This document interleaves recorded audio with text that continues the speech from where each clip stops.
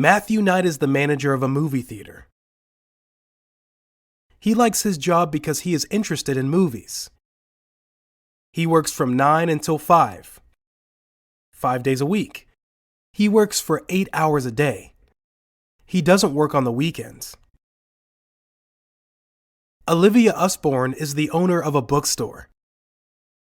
She loves reading, so she enjoys her job. She works from 9 until 3, 6 days a week. She works for 6 hours a day. She works 1 day on the weekends. Jonathan Bryce is a medical student.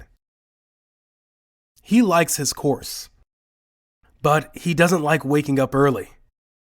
He studies from 10 until 4, 7 days a week. He studies for 6 hours a day.